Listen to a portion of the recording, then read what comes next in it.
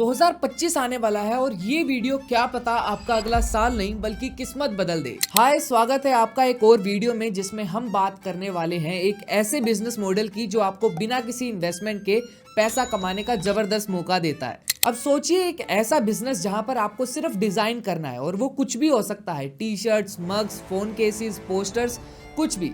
और अगर आपका डिजाइन आपके कस्टमर्स को पसंद आता है और वो ऑर्डर करते हैं तो आप घर बैठे बैठे प्रॉफिट कमा सकते हो। हाँ, मैं बात कर रहा हूँ प्रिंट ऑन डिमांड (POD) की। ये बिजनेस मॉडल इतना पावरफुल और पॉपुलर है कि बिगिनर्स से लेकर प्रोफेशनल्स तक सभी इसका फायदा उठा रहे हैं। और इस POD का सक्सेस रेट देखकर मैं आपके लिए ये स्पेशल वीडियो बनाने आया हूँ। आज की इस वीडियो में हम बात करने वाले हैं POD की डेफिनेशन की, स्टेप बाय स्टेप गाइड उसे शुरू करने की और कैसे आप अपना POD बिजनेस सुपर सक्सेसफुल बना सकते हैं। हाय, this is Mohit, Seekho Guru, and today we will talk about print on demand. लेकिन सबसे पहले ये समझना जरूरी है कि प्रिंट ऑन डिमांड होता क्या है। POD का मतलब है प्रिंट ऑन डिमांड और ये एक ऐसा बिजनेस मॉडल है जिसमें कोई भी प्रोडक्ट तभी बनाया जाता है जब कस्टमर उसका ऑर्डर करता है। समझने के लिए आपने एक टी शर्ट डिजाइन करी, लेकिन वो डिजाइन और वो टी शर्ट दोनों वर्चुअल है। जब किसी कस्टमर को वो डिजाइन पसंद आएगा और वो उस टी शर्ट को ऑर्डर करेगा, तब ही वो टी शर्ट प्रिंट होगी और सीधा कस्टमर के घर डिलीवर हो जाएगी। इस मॉडल का सबसे बड़ा फायदा ये है कि आपको कोई भी स्टॉक नहीं रखना पड़ता।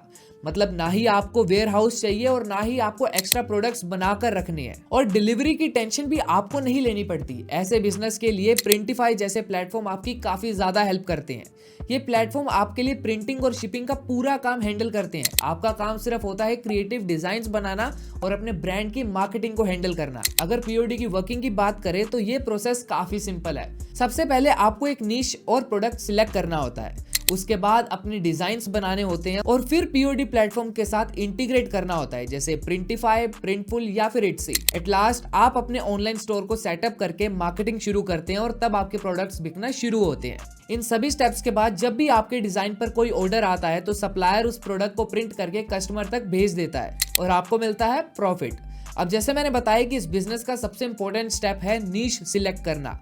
नीश का मतलब होता है एक स्पेसिफिक ऑडियंस या इंटरेस्ट ग्रुप, जैसे कि क्या आप टी शर्ट बेचोगे या मग्स बेचोगे या फिर नोटबुक्स बेचोगे, और आपकी ऑडियंस क्या होगी, मीम एंथुसियास्ट, पेट लवर या फिर फिटनेस फ्रीक्स। आप अपनी ऑडियंस को समझने के लिए गूगल ट्रेंड्स और अमेज़न के बेस्ट सेलिंग प्रोडक्ट्स को भी चेक कर सकते हो। जैसे अगर आप डॉग लवर्स के लिए कुछ कर रहे हो तो डॉग थीम्ड हुडीज, मग्स या नोटबुक्स डिजाइन करना एक अच्छा आइडिया हो सकता है। अब बात करते हैं क्रिएटिविटी की। अगर आपको ये लग रहा है कि आप प्रोफेशनल डिजाइनर नहीं हो या क्रिएटिव इंसान नहीं हो तो आप ये बिजनेस शुरू नहीं कर सकते। अगर आपको ऐसा लगता है तो आप गलत हो। अपने डिजाइन्स बनाने के लिए आपको एक्सपर्ट डिजाइनर होने की कोई जरूरत नहीं है। आप कैनवा या फोटोशॉप जैसे सिंपल टूल्स का यूज करके एक सिंपल और अट्रैक्टिव डिजाइन क्रिएट कर सकते हैं। और अगर सिंपल डिजाइन्स बनाना भी आपके लिए चैलेंजिंग हो रहा है तो फाइवर या अपवर्क जैसे प्लेटफॉर्म से आप डिजाइनर्स को हायर कर सकते हो। डिजाइन्स के बाद आपका अगला स्टेप होता है एक रिलायबल POD प्लेटफॉर्म चूज करना। मार्केट में काफी सारे ऑप्शंस हैं और हर एक प्लेटफॉर्म आपको एक यूनिक फीचर के साथ मिलता है। जैसे प्रिंटिफाई अफोर्डेबल भी है और मल्टीपल प्रोडक्ट ऑप्शन भी प्रोवाइड करता है, जिसमें mugs, T shirts, phone cases और भी बहुत कुछ आते हैं। और अगर आपको हाई क्वालिटी प्रोडक्ट्स चाहिए तो प्रिंटफुल पर प्रीमियम क्वालिटी और कस्टमाइजेशन के ऑप्शन मिलते हैं। वहीं अगर आप स्मॉल बिजनेस स्टार्ट करना चाहते हो और हैंडमेड प्रोडक्ट्स की तरफ जा रहे हो तो आपको इट्सी चूज करना चाहिए। ये एक आइडियल प्लेटफॉर्म है जो न्यू सेलर्स के लिए काफी सपोर्टिव है और यूजर फ्रेंडली भी है। इन प्लेटफॉर्म्स का सबसे बड़ा एडवांटेज ये है कि ये शॉपिफाई, वूकॉमर्स और विक्स जैसे पॉपुलर ई-कॉमर्स प्लेटफॉर्म्स के साथ सीमलेसली इंटीग्रेट हो जाते हैं। और इस इंटीग्रेशन का फायदा ये है कि आपकी सारी ऑर्डर्स, इन्वेंट्री मैनेजमेंट और डिलीवरी अपडेट्स एक ही जगह पर सिंक हो जाती हैं।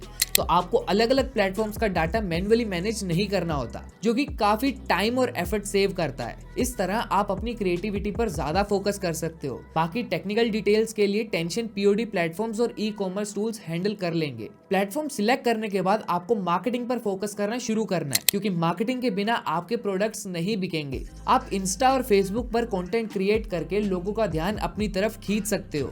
Also pricing is very important, तो प्राइस सेट करते वक्त अपनी प्रोडक्शन कॉस्ट, शिपिंग चार्जेस और कंपटीशन का भी ध्यान रखना। आपका प्लेटफॉर्म आपके प्रोडक्ट की क्वालिटी का ध्यान रख रहा है या नहीं, इस चीज पर भी थोड़ा ध्यान देना। And last but not the least, consistency is the key. Consistency बनाए रखें, नए डिजाइन और ट्रेंड को फॉलो जरूर करो। हर वीक नए डिजाइन्स और मार्केटिंग आइडियाज के साथ आइए और अपनी ऑडियंस के साथ इंगेज करते रहें। अपने कस्टमर से फीडबैक लीजिए और ऐसा करने से आप अपने बिजनेस को जल्दी ग्रो कर पाएंगे। So this was all about today's video on step by step guide how to start a print on demand business.